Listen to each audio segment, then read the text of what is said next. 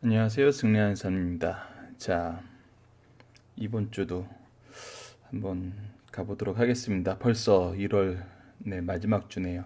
25일이 됐습니다. 자, 저희들이 계속 해왔던 것처럼 이번 한 해는 그 예배 회복에 대해서 꾸준히 묵상하고자 합니다. 그래서 예배를 어떤 것인지 우리가 한번 계속 지속적으로 살펴보고 있는데 이번 주에는 이 그림을 한번 보도록 하죠. 자, 예배는 하나님과 약속입니다. 그래서 저희들이 항상 강조하는 그 신앙적인 내용이죠. 모든 예배는 정한 시간, 정한 장소, 정한 순서에 따라 마음과 뜻과 정성을 다하여 영과 진리로 하나님께 드려야 합니다. 보통 저희들이 이 약속이라는 것을 상호적인 걸로 봤을 때 좀 느낌이 좀 약한 경우가 있죠. 근데 이런 경우를 한번 생각해 보면 어떨까요? 저희가 굉장히 어려운 비즈니스를 하고 있습니다. 어렵다기보다는 경험이 전혀 없어요. 그래서 어떤 좋은 계약을 체결하게 됐는데 음, 저희는 누구랑 이렇게 계약서를 체결해 본 경험도 없는 거예요. 근데 상대방이 너무 고맙게 그 계약에 필요한 모든 것을 다 준비해 오고 그 계약 내용도 굉장히 우리가 신뢰할 수 있고 안전한 상태에서 우리의 것도 충분히 배려를 해서 정말 경험이 미천한 우리를 위해서 상대방의 그 계약을 준비해 왔다고 해봅시다. 이 비즈니스 하는 사람들은 참 이런 경우를 종종 겪게 되죠. 이제 계약 관계에 놓였을 때 이 계약이 얼마나 이제 믿을만하고 그 신실하게 잘 이루어지는지 이 부분이 굉장히 어려운데 상대방을 정말 너무 잘 만나서 우리가 변호사를 고용하지도 않고 또 우리의 모든 것이 이제 증명되지 않은 상태인데 상대방이 너무 정말 좋은 분깃을 우리에게 주면서 믿을 수 있는 계약을 했을 때 그때 그 고마움은 얼마나 클까요? 아마 사업을 하시는 분들은 비슷한 일을 경험하셨으면 정말 느낌이 더 오실 거고 또 오히려 반대로 이런 일을 경험하지 못하거나 아니면 이런 일 때문에 오히려 손해를 보셨던 분들은 이 약속, 이 계약이란 것이 얼마나 좋은지 느끼실 수 있을 거예요. 근데 처음에는 하나님과 우리의 약속은 여기서 끝나는 게 아니에요. 처음에는 단순히 너무나 좋게 계약을 맺어준 것 같아요. 부족한 나에게 굉장히 호의를 베푼 것 같아요.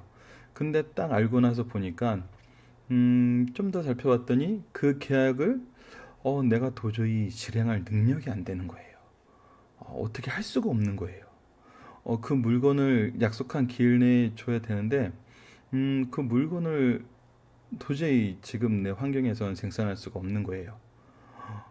보통 이런 경우에 되면은 이제 아무리 좋은 사람도 좀 문제가 생기게 되죠. 하지만 하나님은 이런 상황에 놓였을 때 알고 봤더니 이미 우리가 계약을 체결할 당시에 우리의 부족함을 다 알고 새로운 공장과 새로운 터와 또 새롭게 물건을 생산할 수 있는 방법까지도 다 준비를 해놓은 거예요.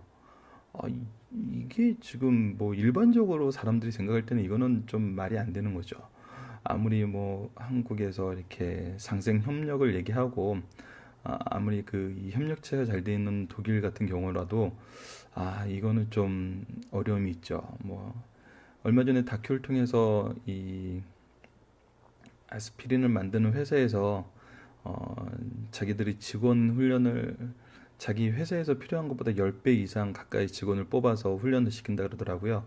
그래가지고 그 직업 훈련이 된 사람들을 일부는 자기네들이 고용하고 나머지는 협력업체로 이렇게 취직할 수 있게 달성을 해준답니다. 왜냐하면 협력업체 사람들의 그 인력 교육도 우리가 책임져야지 더 좋은 제품이 나온다는 것을 그들이 알고 있는 거죠. 뭐 아주 작은 부분이지만 그 이런 그런 걸 봤을 때 너무 얘기를 들었을 때 감격을 하게 되는 것 같아요. 근데 하나님은 정말 우리와 언약을 맺으셨는데 그 언약을 실천할 수 있는 방법이나 내용이나 어떤 것에서 우리가 실력이 없어요. 할 수 있는 내용이 없었어요. 근데 이 모든 것을 하나님이 다 준비해 놓으신 거죠. 계약을 맺는 그 순간에. 그런데 또 거기서 알아봤더니 처음에는 계약서를 쓰는 것만 하나님이 잘 해준 줄 알았어요. 근데 두 번째는 우리가 능력이 없는 모든 것을 이미 아시고 우리가 이 일을 할 수 있도록 모든 재반의 사항을 다 준비해 놓으신 거예요. 우리는 그 계약의 내용을 잘 실천하기만 하면 돼요. 근데 여기서 끝난 줄 알았더니 한 단계 더 나아가는 거죠. 이것을 만들기 위해서 을인 하나님이 갑인 우리를 위해서 목숨을 버린 거예요. 이것을 다 준비해 놓고 이것을 누리게 하기 위해서는 자신의 모든 것을 다 포기해야 되는 상황이었던 거죠. 자, 우리의 신앙생활, 하나님과 예배가 약속이라는 이 속에는 언약의 은혜라는 그 기초에 기반하긴 합니다. 근데 처음에는 단순히 참 하나님이 좋으신 분이구나. 이렇게 나를 후하게 대접할 수 있겠구나. 이런 느낌을 갖다가 더 신앙이 깊어지고 그분의 계획과 그 우리를 위한 그 구속사의 계획과 그 구속사에서 내가 얻은 그 은혜를 더 경험하게 되면 두 번째 단계로 넘어가는 거죠. 이게 우리의 상상 이상이었구나. 우리가 생각하지 못한 부분까지도 하나님은 다 인도해 주셨구나. 거기서 또 한 단계 더 나아가면은 이것이 정말 생명을 버리신 그 사랑에서 시작된 사랑이었구나. 이렇게 신앙이 깊어지면 깊어질수록 하나님의 구속사를 이해하면 이해할수록 우리는 이것을 더 느끼게 되죠. 그래서 이것이 단순한 인간들이 맺는 그런 언약이 아니라 정말 하나님만이 하실 수 있는, 하나님과 인간만이 공유할 수 있는 정말 특별했던 그것을 깨닫게 되는 순간 우리 예배는 정말 감격에 넘치지 않을까. 이런 계약관계와 이런 후한 축복을 누린 사람이 정말 그 계약에서 우리가 계약을 위반할 사항을 우리가 스스로 만들 수 있을까요? 정말 그런 면에서 모든 예배는 정한 시간, 정한 장소, 정한 순서에 따라 마음과 뜻과 정성을 다하여 영과 진리로 하나님께 드려야 한다는 것. 이것이 오히려 우리를 자유하게 하는 법이라는 것을 우리가 깨닫게 될 때 더 감사할 수 있는 우리 승리의 산 가족 여러분이 될 걸로 믿습니다. 자, 서론이 좀 길었는데 본격적으로 이번 주 말씀을 한번 보도록 하죠. 이번 주의 학습 목표는 좀 특이합니다. 좀 적용하는 면에 이쪽 부분으로 한번 적용을 해보자라는 생각을 갖게 됐었어요. 본문의 말씀을 기초로 교회 행사를 어떻게 준비해야 되는지 생각해 봅시다. 우리가 보통 교회 행사라 그러면 뭐가 있죠? 3대 절기에 해당되는 행사가 있고 여름 성경학교나 성탄절 발표 같은 것들이 있을 수 있겠죠. 그리고 이제 뭐 이렇게 외부에 나가서 구제를 하는 일이라든지 여러 가지 행사가 있을 수 있어요. 뭐 바자회도 있을 수 있고 목적 행사가 있을 수도 있고 이제 정기적인 행사가 있을 수 있는데 그런 교회 행사를 우리가 준비할 때 어떤 마음으로 해야 되는지, 뭐에 포커스를 맞춰야 되는지 본문 말씀을 통해서 한번 나눠봤으면 좋겠어요. 자, 그러면 오늘 본문 말씀은 어떤 말씀이었습니까? 자, 우리가 지난 처음에 서론 부분을 배웠고 성도의 교제에 대해서 배웠고 이제 이단을 경계하라는 거에 대해서 배웠어요. 그리고 형제 사랑에 대해서 얘기를 하는데 형제 사랑에 대해서 얘기를 하면서 형제 사랑이 무엇인지 얘기를 한 다음에 그 중간에 갑자기 또 그 거짓 선생들 이단 사상에 대해서 주의하라는 말씀이 나옵니다. 그래서 그 왜 주의하라는 말씀이 중간에 갑자기 또 다시 나오게 되는지 사랑의 본질을 말하고 사랑의 실천에 대해서 얘기하기 전에 본질에 대해서 말하고 이단 거짓 선생을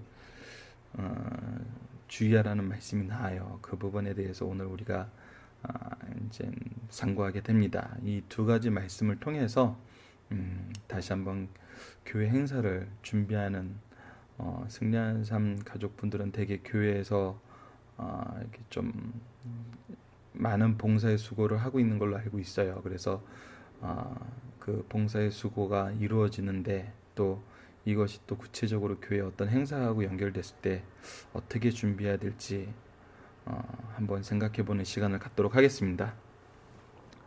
새벽 시간이라 말이 이렇게 길게 넘어가네요. 양해 부탁드립니다. 자, 월요일 말씀입니다. 주 안에서 진정한 사랑을 실천하는 성도들 대전입니다. 자, 우선 이 말씀에서는 사랑의 출발과 표준에 대해서 얘기를 하고 있어요.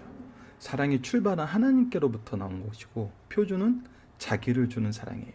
예수님의 사랑, 생명을 버리는 사랑이 있죠. 이것이 요한복음 10장 15절로 17절에 나와 있어요. 그리고 부득이한 수단이 아니라 적극적인 의미에서 희생 제물로 생명을 버리신 그 사랑을 얘기하고 있어요. 그러니까 상황적으로 어쩔 수 없이, 그리고 내가 이 일을 해야 되는 어떤 환경적인 요소, 이렇게 그것이 주어지게 되자 한 것이 아니라 적극적으로 내가 나서서 내가 희생 제물이 돼야 되겠다라는 게 바로 예수님의 사랑이었어요. 자, 그런데 이거에는 전제가 있어요. 우리가 형제를 위하여 목숨을 버리는 것이 영생의 공로가 되는 것이 아니에요.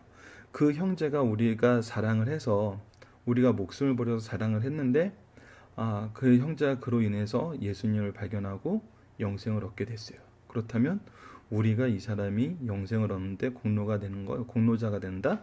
그것은 아니라는 거예요. 영생의 공로는 우리의 공로로 되는 게 아니라 예수님의 사랑으로 되는 거예요. 그런데 우리가 타인을 사랑하게 되는 것은 이런 어떤 공로를 바라고 어떤 목적을 가지고 하는 것이 아니라 너무나 자연스러운 거라는 데 있어요. 그래서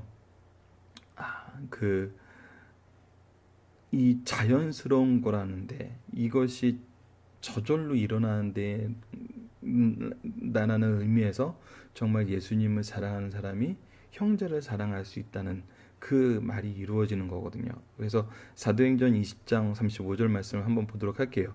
범사에 여러분에게 모범을 보여준 바와 같이 수고하여 약한 사람을 돕고 또 주 예수께서 친히 말씀하신 바와 같이 주는 것이 받는 것보다 복이 있다 하심을 기억하여야 할지니라 얘기했어요. 주신 물질을 하나님 뜻대로 쓸 때 축복이에요. 근데 그렇지 못할 때는 이것이 오히려 유죄의 증거가 돼요. 이 중간이 없어요. 죄와 선이 공존할 수가 없어요. 그래서 우리가 하나님이 주신 물질을 하나님 뜻대로 쓰지 못하면 오히려 유죄의 증거가 돼요. 선한 행위가 없는 소원은 거짓말이에요.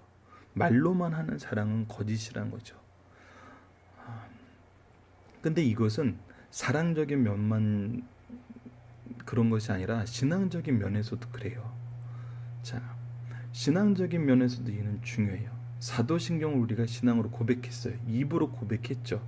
그 사도신경을 입으로 고백했다는 의미는 하나님께서 창조를 하시고 대속의 역사를 실행하시고 예수님께서 이를 이루시고 예수님께서 부활하시고 재림하시고 마지막에 심판이 있다는 것을 믿는 거예요. 근데 우리가 입으로는 신앙 고백을 사도신경으로 신앙 고백을 하는데 구속에 대한 간격이 없어요. 재림과 심판 따위는 없는 것으로 여기고 계속 죄를 지어요. 그러면 이거는 실제적인 신앙이 아니에요. 이거는 우리가 다른 어떤 모조품을 만들고 있는 거예요.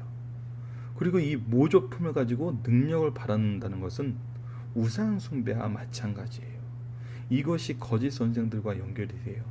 우리는 이 신앙 고백에 의해서, 이 신앙 고백에 의한 간격에 의해서 우리는 신앙생활을 하고 이 세상을 이겨요. 근데 우리가 말로는 고백을 하지만 행동으로 그것이 드러나지 않아요. 자연스럽게 드러나지 않아요. 그렇다는 것은 우리의 신앙생활이 뭔가 다른 모조품을 만들고 있는 거예요. 성경이 가르쳐주는 것과 다른 것을. 그렇다면 이것은 우상 숭배라는 거죠. 여기에 무서운 점이 있습니다. 그래서 우리가 바른 신앙 고백과 사랑을 실천이 가장 잘 이루어지는 곳이 어딘가 봤더니 바로 가정과 교회였어요. 그래서 우리 신앙생활의 중심이 가정과 교회라는 거. 가정과 교회에서 우리가 이것을 경험할 수 있어요. 그리고 경험한 사람은 정말 가정과 교회를 중심으로 세상을 이기는 믿음, 형제를 사랑하는 믿음이 더 커져요. 그리고 이것을 실천할 수 있어요. 너무나 자연스럽게. 근데 우리가 가정과 교회에서 이를 위해서 노력을 하지 않는다면은 우리에게는 이것을 정말 다른 곳에서 경험하기란 너무 어려워요. 그래서 우리의 신앙이 가정과 교회 중심으로 이루어져야 된다는 거 다시 한번 기억해 주셨으면 감사하겠습니다. 자, 이제 화요일 말씀으로 가도록 하겠습니다. 양심의 가책으로부터 평안함을 얻기 위해 형제 사랑하여 남의 정죄하지 말자. 자, 이 부분은 참 어려운 말씀이에요.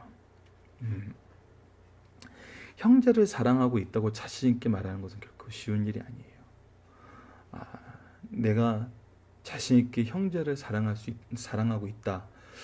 과연 이 말을 누가 할 수 있을까요? 솔직히 이거는 쉬운 일이 아니에요. 근데 오히려 양심에 화이 맞은 사람들은 교회에서 죄의식 없이 잘 믿는다고 얘기하면서 잘 믿는 척을 해요. 그러면서 그 얘기를 못하는 사람들을 오히려 비난을 해요.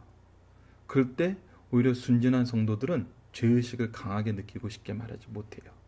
그래서 본문은 이런 사람들을 바로 위로해주는 말씀이에요. 어떻게 위로하는지 한번 보도록 하겠습니다. 그리스도의 사랑은 하나님 중심의 사랑이에요. 성령의 내주하심으로 일어나는 사랑이에요. 우리 자신이 스스로 하는 사랑이 아닌 것이죠. 정직한 사람은 자기 자신을 알면 알수록 하나님의 자녀로서 자질이 없고 교회에 일꾼된 자격이 없다고 자책해요. 그런데 중요한 건 이 모든 것을 하나님이 아신다는 거예요. 자, 19절 말씀이에요. 20절 말씀은 다음 절로 연결되는 20절 말씀이 맞습니다. 20절 말씀인데 20절 말씀을 한번 읽어보면 이는 우리 마음이 혹 우리를 책망할 일이 있어도 하나님은 우리 마음보다 크시고 모든 것을 아시기 때문입니다. 자, 하나님이 아신다는 것은 우리의 중심에 그 죄의식과 또 회개하는 심령과 사랑하고자 하는 그 마음과 그것을 실천하고 있는 그 내용을 하나님은 아세요. 우리가 보여주려고 그러지 않아도 하나님은 아세요. 근데 잘못된 사람들은 그것이 보여지지 않는 것에 의해서 비난을 해요. 그래서 오히려 외식적인 사랑을 하도록 강요를 하게 되죠. 잘못된 사람들은. 그래서 하나님이 아신다는 것이 우리가 가져야 될 신앙이에요. 우리는 사람에게 보여주기 위해서 하는 게 아니에요. 이는 은혜 안에서 용서를 전제로 하신 말씀이에요. 하나님께서 모든 것을 아시기 때문에 우리의 잘못을 용서해 주세요. 하나님은 우리의 죄악을 아실 뿐 아니라 참회와 사랑의 비전도 아세요. 하나님이 우리를 다 아신다고 할 때 우리에게는 공포의 대상이 아니라 오히려 소망의 대상이고 사랑의 대상이 되는 거예요. 죄인들이 하나님의 모든 것을 아신다 했을 때 공포의 대상이 되지만 회개하는 심령과 정말 그 사랑 안에 감격한 사람에게는 하나님이 모든 것을 아신다는 것은 소망과 사랑의 대상이 되는 거예요.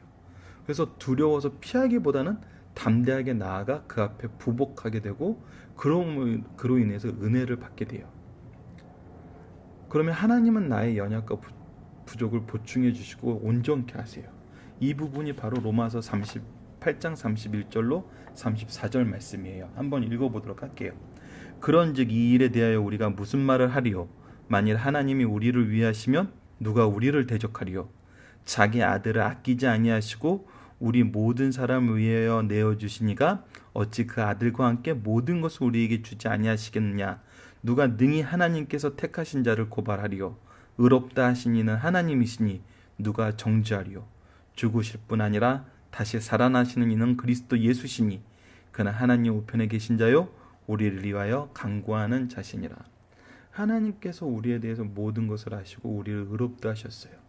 하나님이 택한 사람은 누구도 고발할 수 없어요. 그리고 우리를 신원하시는 분은 예수님이세요. 그렇기 때문에 우리의 마음에 담대함이 있는 거예요.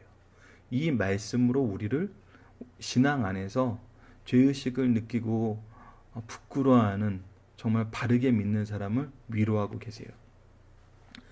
그러면 하나님과 이웃을 사랑하고 있는 한 진리 안에서 우리는 평안을 소유할 수 있어요. 왜냐하면 하나님 모든 것을 아시기 때문이에요. 하나님 안에서 감히 남을 정죄하는 일에 앞장설 수 없어요, 이런 사람들은. 그래서 우리가 성도를 정죄한다는 것은 굉장히 조심해야 될 부분입니다. 특히 사랑의 법을 실천하지 못한다고 정죄한다는 것, 이것은 우리가 모르고 잘못할 수 있는 가능성이 매우 높은 거예요. 정죄할 수 있는 내용은 몇 가지가 정해져 있어요. 특히 성령을 회방하는 것, 거짓 선지자들이, 거짓 선생들이 하는 그 일이죠.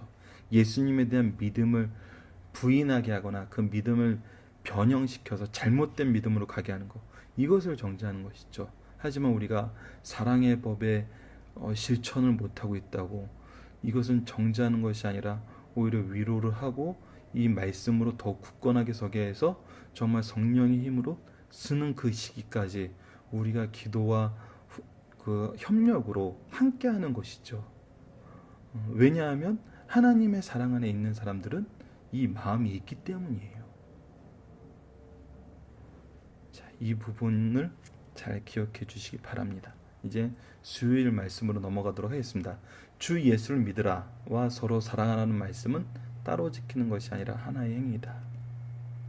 자, 예수 믿고 아래로 사람을 사랑하는 것이 계명의 유학이자 십자가의 도구, 성도의 본분이에요. 그래서 예수를 믿으라는 것은 어떤 의미냐면 예수님의 신성과 인성, 참 하나님, 참 인간임을 믿는 것이에요. 신인 양성을 믿는 것이에요. 우선 여기가 이제 그 우리 믿음의 기초입니다. 예수님을 믿는 믿음이 왜 중요하냐면 하나님은 우리에게 하나님을 계시하는 방법에 대해서 그 말씀을 주셨어요. 근데 우리가 얼마 전에도 말씀을 드렸고 저희 공과 설명할 때 말씀을 드렸는지 제가 좀 헷갈리긴 합니다. 우리가 하나님을 완전히 이해할 수 있는 거라는 것은 정말 불가능해요. 개미가 사람을 완전하게 이해할 수 있다는 거하고 그거보다 더 어려운 일이 되는 거죠. 그래서 우리가 하나님을 이해할 수 있는 것은 바로 하나님이 우리에게 어떻게 하셨느냐, 하나님이 우리에게 하신 그 행위로 인해서 우리는 하나님을 이해해요. 이 부분에 대해서 예전에 그렇게 여기서 얘기했네요. 어떤 내용이었냐면 바로 우리가 반려견들과의 관계를 비유로 들었었죠. 반려견들이 우리를 완벽하게 이해해서 우리하고 교제하고 우리를 사랑하는 게 아니에요. 우리가 그들에게 해주는 그 행동에 의해서 그들은 우리를 이해하고 우리를 배워가고 우리를 사랑하게 되는 것이죠. 그래서 우리도 하나님이 해주시는 그 일로 인해서 하나님을 사랑해요.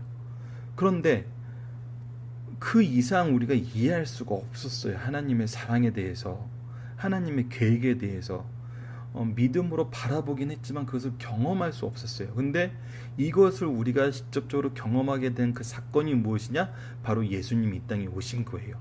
하나님이 성육신 하셔서 이 땅에 오셔서 그 자신을 직접 보여주시고 우리의 사랑을 직접 실천해 주셨어요. 우리는 드디어 실체를 보게 되는 거예요. 실체를 보고 믿게 되는 그 시간이 바로 예수님이 이 땅에 오신 그 시간이었어요. 그래서 예수님에 대한 믿음이야말로 하나님에 대한 사랑의 확증과 그 내용의 완성이에요. 그런데 이 예수님에 대해서 거짓 선지자들은 자꾸 비틀어요. 그것이 거짓 선지자들의 특징이에요. 그래서 예수님을 바로 믿는 믿음이 우리의 신앙의 기준이 되는 이유가 여기에 있어요. 자, 그렇다면 그 부분은 이번에 좀 더 살펴보도록 할게요. 그리스도의 믿음과 사랑이 임할 때 이것이 인간의 인격과 삶 속에서 자리 잡고 가만히 있는 것이 아니라 활동하게 돼요. 이 믿음은 그냥 지식에서 끝나지 않아요. 살아있어요. 우리를 변화시켜요. 죄에 속해 있던 그 몸에서 다시 주님께 속한 하나님의 백성이 되는 길로 우리를 활동하게 해요. 이것이 힘있게 역사하고 결국 열매를 맺게 돼요.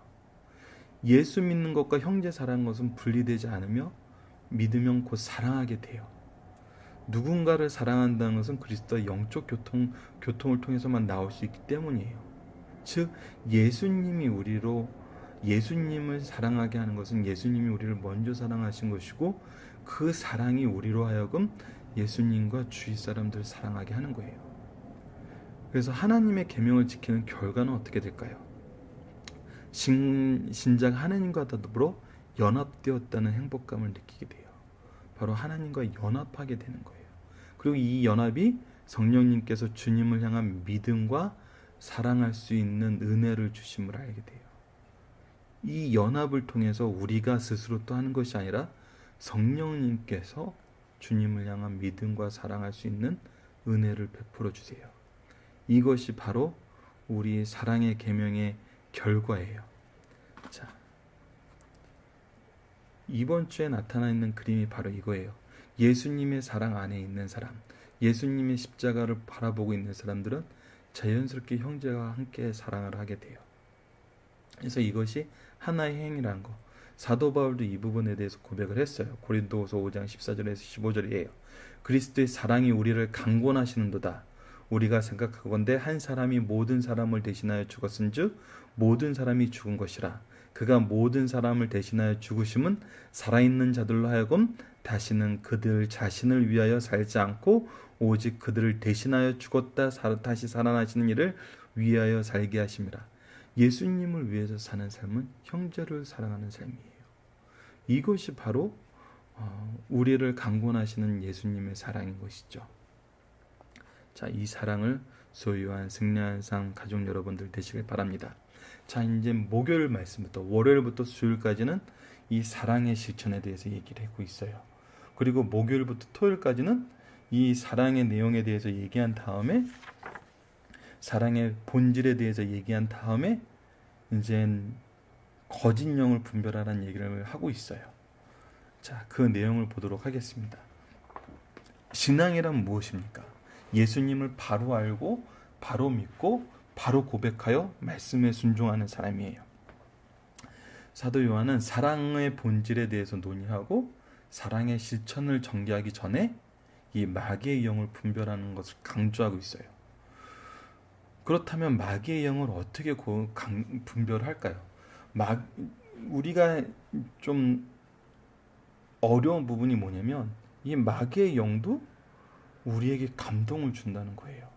그래서 이 감동을 받는 경우를 이제 본문의 목사님께서 정리해 주셨어요. 첫 번째는 악령의 감동이 있어요.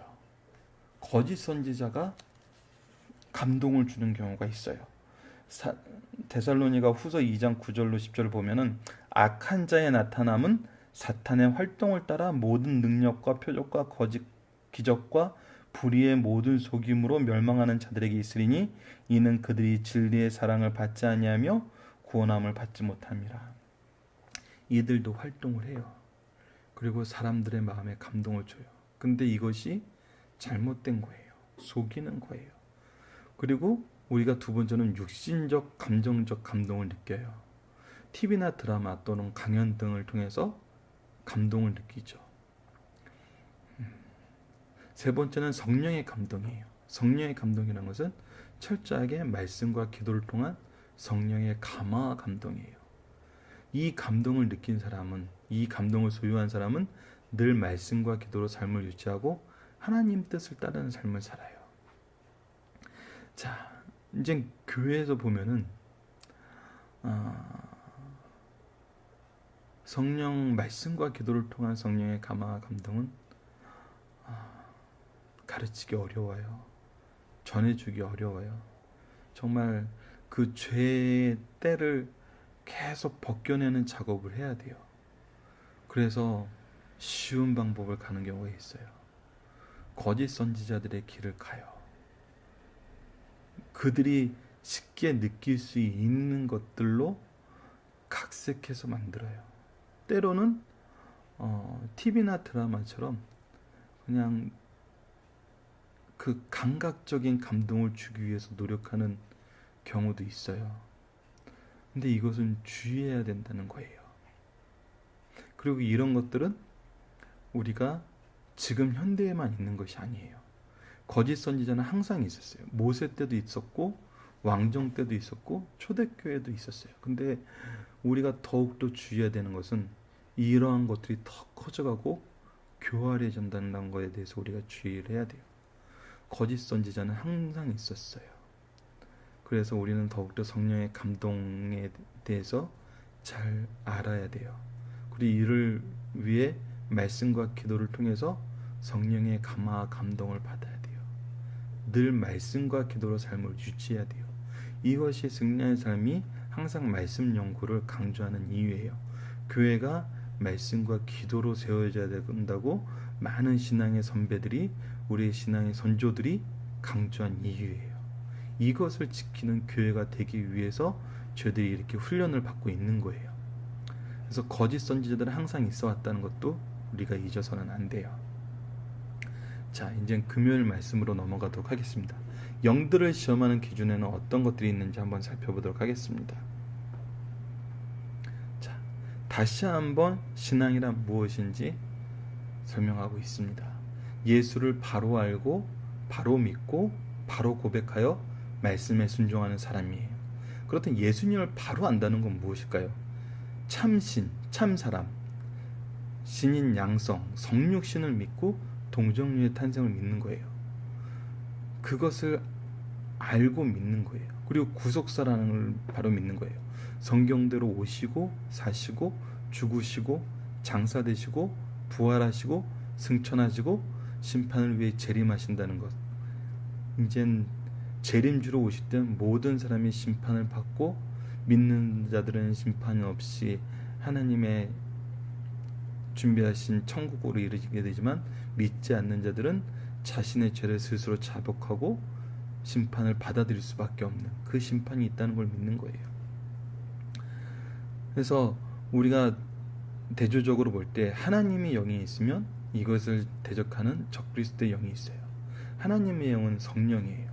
적그리스도의 영은 미혹하는 영, 사탄이에요. 이것의 대언자는 선지자예요. 하나님의 영의 대언자는 선지자예요. 미혹하는 영의 대언자는 거짓 선지자예요. 우리는 이것을 구별할 줄 알아야 돼요. 근데 이것에 대한 구별법이 조금 전에도 설명했다시피 예수님께 대한 신앙 고백이 바로 이거에 대한 구별법이 돼요. 예수님이 누구신지 확인하고 있을 때, 예수님이 누구신지에 대해서 말할 때 우리는 이것을 구별할 수 있어요. 그래서 대표적인 이산 사상들이 이 예수님에 대한 신앙 고백에 의해서 나타나요. 자, 그것을 한번 살펴보도록 하겠습니다. 첫 번째는 에비온파가 있어요. 이 사람들은 그리스도의 신성을 부여해요. 왜냐하면 하나님만이 유일신이라는 거예요. 그래서 그리스도는 하나님이 될 수 없다는 거예요. 하나님만 신이라는 거예요. 그 다음에 아리안파가 있어요. 이 사람들은 약간 중간 포즈를 취해요. 예수님은 최초의 피조물이란 거예요. 아담 이전에 하나님이 이 세상을 창조하기 전에 최초의 피조물로 만들어서 더 뛰어나다는 거예요. 하나님과 동일하진 않다는 거예요. 그 영지주의, 우리가 지금 현재 배우고 있는 가장 그 중요한 부분은 예수님이 이 땅에 오신 것 자체를 부인해요. 인성을 부인해요. 그러면서 동시에 신인 양성을 같이 부인하는 거죠. 예수님의 인간됨을 부인하기 때문에 이 양성을 부인하는 게 돼요. 이 사람들은 그래서 금욕주의와 쾌락주의로 극단적으로 빠지게 만들어요. 그 외의 특징들도 있어요. 부활을 부인하는 사람들이 있어요. 삼위일체를 부인해요. 재림을 부인해요. 그러면서 예수님의 그 역할을 사회적 억압에 대한 해방자로 봐요. 그러니까 예수님을 구속주로, 우리의 영혼을 구하는 구속주로 보는 것이 아니라 해방자로 보고 프로테스탄트로 보는 거예요. 그냥 그 개신교의 의미에서 프로테스탄트가 아니라 그 사회에 대한 그 봉기하는 사람, 그 정의를 실현하기 위해서 기꺼이 나가서 싸우는 사람으로 보는 거예요. 다분히 정치적인 메시아로 보는 거죠. 예수님이 왕이 되려 하지 않았으니까 왕이 되려고 했다는 없다는 주장을 안 하니까 우리는 정치적인 메시아로 보는 것이 아니다라고 하지만 현대사에서는 이거는 정치적인 거라는 거 우리는 다 느낄 수 있잖아요. 그래서 그리고 과거에 많이 나타났던 그 또 한 형태가 예수님이 자신에게 직접 계시한다면서 성경을 더해요. 이 성경이 온전한 게 아니에요. 사도들이 이 말씀을 다 전하지 못했어요. 혹은 예수님이 구속을 다 이루지 못해서 추가적으로 나에게 추가적인 계시를 줬다는 거예요. 70년대, 80년대는 이런 이단들이 많았어요. 하지만 요즘에는 사회적 억압자의 해방자로 보면서 지식적으로 예수님에 대해서 재해석하려고 그래요. 이 신앙적인 관점에서 예수님을 이해하고 받아들이는 것이 아니라 그동안 쌓여왔던 여러 가지 지식적인 기준으로 예수님을 재해석하려고 해요. 그래서 한때는 저도 경영학을 공부하면서 CEO 예수님 뭐 이런 표현 되게 좋아했었어요.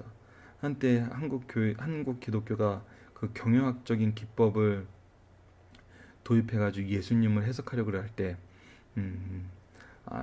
리더십 아니면 그 세상적인 축복의 그 통로 이런 걸로 결국은 잘못 해석해서 예수님은 현재 우리의 삶을 예수님의 행동을 통해서 우리의 삶을 잘 경영하는 방법을 배워야 된다면서 경영학적인 표현에서 입장에서 많이 해석했던 거를 그런 시기가 있었어요. 하지만 그거는 정말 모든 것이 이제 많은 부작용으로 나타나게 됐죠. 우리 앞에서도 살펴봤지만 우리를 감동시키는데 말씀이 아닌 다른 걸로 세상 학문적인 걸로 이 교회 강단에서 감동을 시키기 시작하면은 교회 강단을 더 이상 사람들이 찾지 않게 되는 경우가 오히려 생겨요. 처음에는 그것 때문에 인기를 얻는 것 같은데 요즘 얼마나 강연 좋은 게 많은데요. 저도 테드의 좀 팬 중에 한 명인데 아주 젊은 친구들 기발한 아이디어로 굉장히 강연을 잘합니다. 그런 강연을 하는 사람들을 교회 강단에서 말씀을 전하는 사람들이 그런 식으로 강연을 할 때는 이길 수가 없어요. 진리의 말씀을 전하는 것 외에는 굉장히 많은 부작용이 나타나는 것을 불과 강연식 설교가 이제 미국에서부터 인기를 얻어서 온지 불과 이제 10년, 20년도 채 안 됐는데 그 부작용을 우리가 쉽게 확인할 수 있는 시기가 벌써 왔죠. 그래서 이런 부분에서 또 우리가 더욱더 주의를 해야 됩니다. 그래서 이제 마귀에 속한 자들에 대한 구별법을 이제 한번 보도록 할게요. 성경에 맞지 않은 행동을 하는데 기적과 이적이 있어요. 이거는 마귀의 역사예요. 그래서 우리가 성경을 바로 알고 성경을 기준으로 구별할 줄 알아야 돼요. 능력은 있는데 열매가 불경건해요. 능력은 많은데 그 열매를 봤을 때 신앙적이지 아니에요.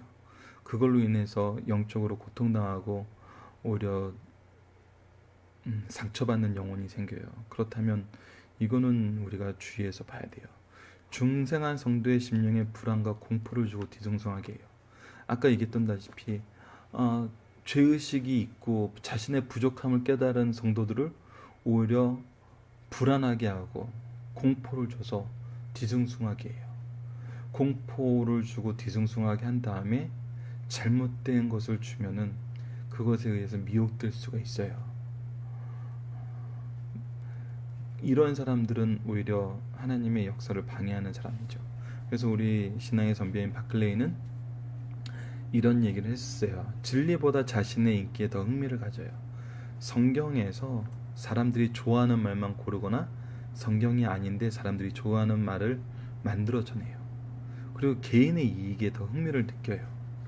미가서를 보면은 이런 사람들의 특징이 잘 기록이 돼 있어요. 한번 미가서를 보도록 할게요. 그들의 제사장은 싹을 위하여 교훈하며 그들의 선지자는 돈을 위하여 점을 치면서도 여호와를 의뢰하여 이르기를 여호와께서 우리 중에 계시지 아니하냐 재앙이 우리에게 임하지 아니하리라 하는도다. 이런 식으로 얘기해요. 또 디도서 1장 11절을 보면 더러운 이득을 취하려고 마땅하지 아니한 것을 가르쳐 가정들을 온통 무너뜨리는도다. 잘못된 신앙을 가르쳐서 오히려 가정을 무너뜨려요. 가정과 교회는 서로 이 대립하는 관계가 될 수 없어요.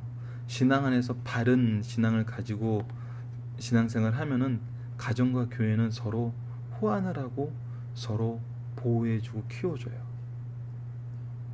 이 부분에 대해서 한국교회가 반성할 부분이 반성할 역사가 있죠.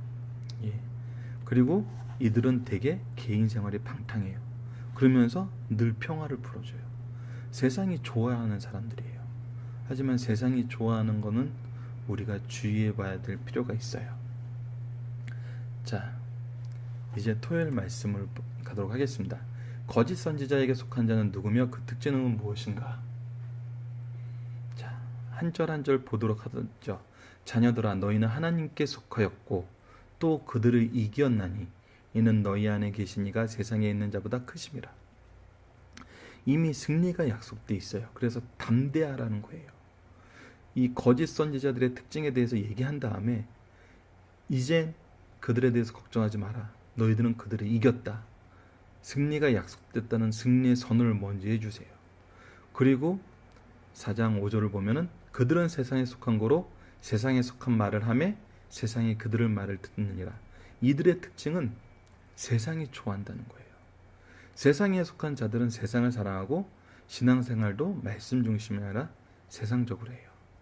그래서 세상을 사모하는 자들의 특징에 대해서 베드로후서 2장 1절에서 3절에 나타나 있어요. 첫 번째는 대속주인 예수님을 부정해요.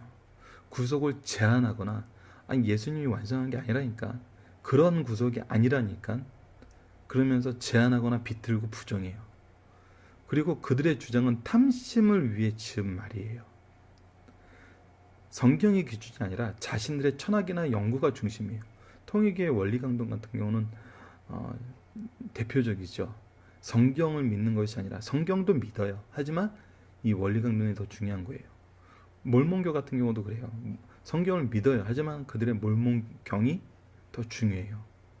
그래서 자신들의 체험을 가르치나 이것은, 그리고 자신들의 체험을 가르치나 이것이 거짓이에요. 성경 위의 것으로 가르치는데 이것을 그럴듯하지만 보면 거짓이라는 거예요. 자, 그리고 6절 말씀을 보도록 하겠습니다. 우리는 하나님께 속하였으니 이는 하나님을 아는 자는 우리의 말을 듣고, 여기서 이제 구별할 수 있게 되는 거죠. 하나님께 속한 자는, 하나님을 아는 자는 하나님께 속한 자들의 말을 들어요. 하나님께 속하지 않는 자는 우리의 말을 듣지 않으니 진리의 영과 미혹의 영이 이로써 아느니라. 너무나 분명한 말씀이에요. 중생한 영혼은 진리의 말씀으로 스스로 연구하거나 설교를 통해 받은 것을 양식으로 삼고 풍성한 삶을 누려요. 그런데 미혹하는 영의 지배를 받는 사람은 성경 위의 것을 더 사모해요. 사람의 말이나 체험을 더 좋아해요. 자, 그렇다면 우리는 어떤가요? 우리는 어떤 것을 더 좋아하는가요? 우리에게 말씀은 달고 오묘한 말씀인가요? 말씀과 체험 중에 어느 것이 나의 신앙의 지주인가요? 자, 여기서 이제 다시 한번 보도록 하겠습니다. 본문 말씀을 기초로 교회 행사를 어떻게 준비해야 되는지 한번 생각해 봅시다. 자, 교회에서 세미나 같은 걸 준비할 때 우리가 어떻게 준비해야 될까요? 사회적으로 명망 있는 사람들 초청해가지고 감성을 울리고 재밌게 하는 그런 것을 준비해야 될까요? 아니면 말씀의 기준을 바로 설명해주고 말씀에 의해서 판단할 수 있는 기초를 세워주는 분들을 초빙해야 될까요? 어떤 것을 해야 되는지는 담임 목사님의 결정에 따르는 것이 가장 좋죠. 하지만 우리가 무엇을 원해야 되는지는 생각해 봐야 돼요. 그동안의 모습을 보면은 우리는 세상적인 것을 더 원했을지도 몰라요. 세상 사람들이 좋아하는 모습을 가지고 와서 때로는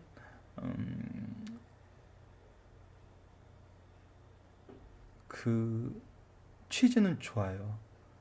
교회 안 다니는 사람들도 이런 분들의 강연을 통해서 교회에 발을 들여놓게 해서 믿음으로 이끈다. 이 부분이 참 이해할 만하고 일부 좋게 해석할 수 있는 부분이 있긴도 있어요. 근데 이걸로만 끝나서는 안 되는 거죠. 계속 이러한 것으로 이어져서는 안 되는 거죠. 한 사람의 영혼을 그리스도께로 인도한다는 것은 해산의 수고하고 항상 비교가 돼요. 하지만 우리가 너무 쉬운 길, 빠른 길을 생각할 때는 오히려 그 영혼이 실족하고 하나님을 만나지 못한 상태에서 교회에 대한, 사람에 대한 실망으로 인해서 오히려 하나님을 거부하게 할 수 있는 상황을 만들 가능성이 더 많거든요. 그래서 신앙이 처음인 분들에게는 더욱더 말씀과 사랑이 필요한 거예요. 그래서 우리가 행사를 준비할 때는 첫 번째는 사랑이 법이 가장 중요하다고 봐요. 형제를 사랑하는 거. 때로는 그런 생각이 들어요. 우리가 성탄절 행사나 여름 성경학교를 행사를 하는데 때로는 아이들이 불쌍할 때도 있어요. 자신들이 잘 하지도 못하고 왜 해야 되는지도 이유도 모르는 상태에서 엄마 아빠와 선생님들이 기뻐한다니까 무대에 올라가는 걸 열심히 연습을 해요. 이젠 엄마 아빠 선생님들의 말이 통하는 시기에는 그 일을 열심히 하죠. 하지만 자기 생각이 생기고 자기 의지가 생겼을 때 이것이 좋은 걸 전혀 모를 때는 얼마나 참 억지로 정말 억지 춘향이 돼서 그 무대에 올라가는 걸 종종 보게 되는 것 같아요. 그래서 우리가 이 보여주기 위해서 하는 행사가 아니라 그 과정에서 그들에게 하나님의 사랑을 주고 그 과정에서 우리가 그들에게 사랑을 베풀 수 있는 기회로 만드는 그런 교회 행사가 되어야 되지 않을까. 그래서 우리가 누구에게 보여주기 위해서 하는 행사가 아니라 그 기간을 통해서 그들을 더욱더 사랑할 수 있고 그들이 더욱더 사랑받을 수 있고 그 사랑이 바로 하나님의 사랑에 기초했다는 것을 그들이 깨닫고 사랑의 고백이 되는 행사. 이거 어려워요. 차라리 보여주는 거 준비하는 게 더 쉬울 수 있어요. 하지만 그것이 과연 하나님께 영광 돌리는 교회 안에서의 모습인지 이 사랑의 교제가 이루어지는 가정과 교회의 모습인지는 우리가 좀 다시 생각해 봐야 될 것 같아요.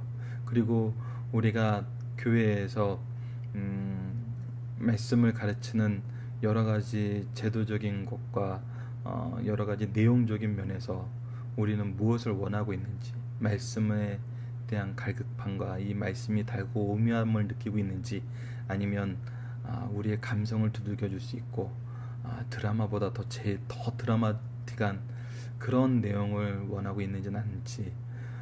물론 하나님의 은혜를 느끼면은 이 역사 속에 드러난 하나님의 이 사랑의 모습은 드라마하고 비교가 되지 않는다는 것을 우리는 알고 있죠. 하지만 알고 있으면서도 때로는 이것을 가르치는 것보다는 어떤 단기적인 목표에 우리가 끌려서 결정을 하는 경우가 종종 있는 것 같아요. 그런 부분을 조심해야 되지 않을까.